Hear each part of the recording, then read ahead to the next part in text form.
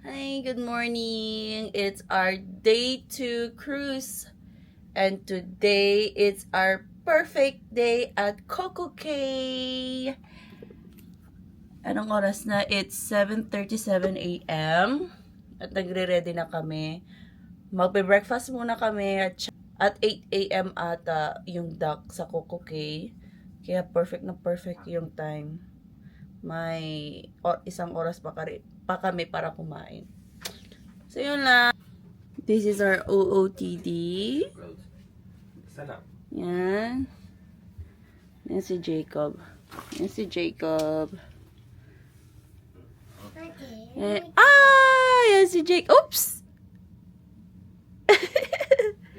That's Jake. Okay.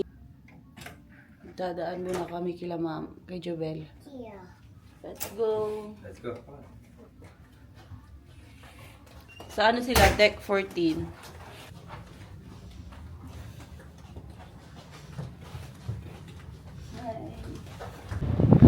Morning! Perfect day at Coco Cay!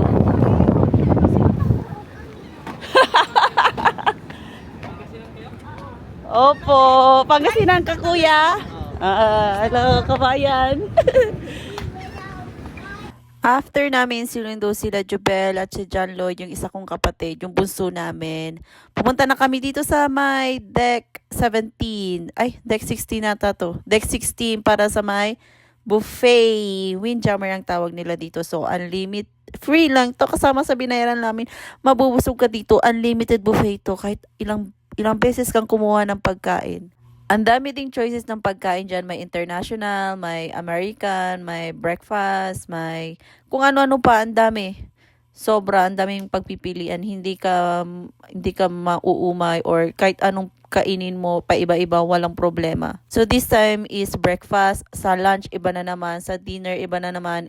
Depende kung saan mo gusto kumain. Either fine dining or dito sa buffet. Depende kung saan mo gusto, walang problema doon. So, yung time na to is naghahanap kami ng mauupuan namin. Swerte namin dyan kasi madaming upuan na available. Minsan kasi pag magdadak na sabay-sabay kumakain yung mga tao, kaya puno lahat yan. At ayan, dito nga kami pumesto kasi malaki yung space, pabilog at kasyang-kasya kaming lahat. So, after namin nakakuha ng pwesto, ng table, kanya-kanya na kaming alis. May naiwan lang isa para tignan yung baby syempre. Kanya-kanyang alis para kumuha ng pagkain. At ayan yung isang server na Filipino din. Napakabait niya. Lagi siya nag-hi sa amin. Lagi nag-hello. Kumusta po? Kumusta kayo? Gumaganyan siya. So, napakabait ng mga crew. Tapos lagi nagbibigay ng fresh orange juice yan kay Jake at kay Jacob. So, after namin kumain sa deck 16 yon, ang gangway is sa deck 3. So, ayan na nga. Sobrang nanliit kami talaga dyan kasi sobrang lalaki ng katabi naming cruise ship. Yung katabi namin is yung Star of the Seas. Ayan yung pinakamalaking cruise ship sa buong mundo. Correct me if I'm wrong. At tignan mo naman si Jake, ready na siya sa kanyang bucket para gumawa daw siya ng castle. Tapos maghahanap daw siya ng mga seashells. So ayan, very excited.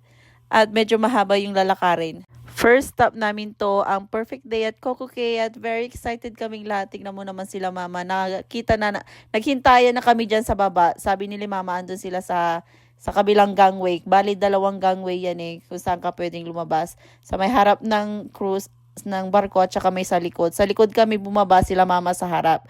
So, naghintay na sila doon sa may harap. Sakto naman, nagkita-kita naman kami kasi ang hirap ng communication talaga. Walang internet, kailangan mong bumili ng internet connection. At ang internet connection ay sobrang mahal, hindi siya mura. $30 ata per day. So, hindi kami kumuha. Kaya ang hirap ng communication namin. Kaya nag-usap-usap kami ng time meeting, kung saan kami magkikita, ganyan-ganyan. Kailangan talaga may communication kayo, may meeting place kayo, ganyan. Kung may extra money ka naman, why not, diba? Bumili ka ng wifi connection mo. Pero nagtiis kami talaga ng 1 linggo.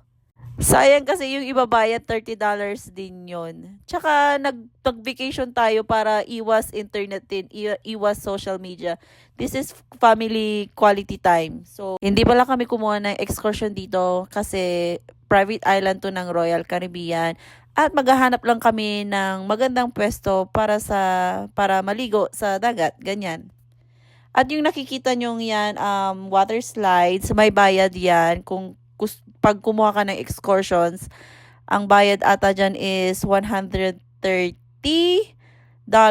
So, hindi na kami kumuha kasi may free naman na water park para sa mga kids. At yung seashore naman, yung sa dagat, is free lang din yun. Maghanap ka lang ng magandang pepestuhan nyo. Hi, Tito! Ba! Mga bakasyonista!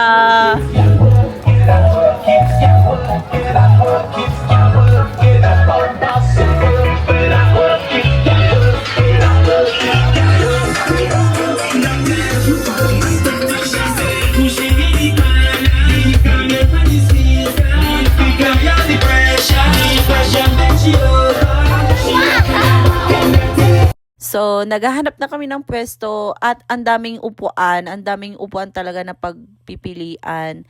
So, kung gusto mo sa harap, yung malapit sa may dagat, kailangan maaga ka pumunta dito para maunahan mo sila. Kasi yung iba talaga, pag iniwan na nila yung tuwalya, ibig sabihin yung upuan na yon is taken na.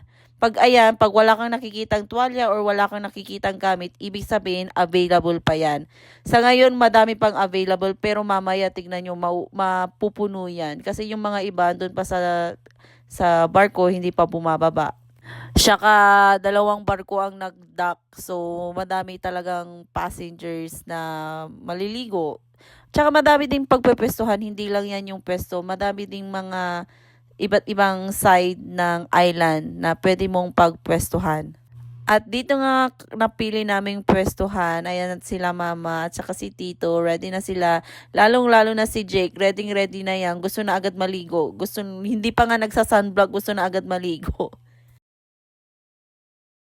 Hindi din sobrang init, masarap yung hangin. Tsaka yung tubig sa dagat is malamig, pero once na nakaligo ka na, yung lamig na gustong-gusto mo. At ayan na nga si Jake nagre-ready. Si Jacob hindi ko na mahagilap. Ando na ata naliligo sa dagat. So yung tubig is sobrang linaw. Parang gustong-gusto mong bumalik palagi. Ayan muna sa ngayon. See you sa part 2.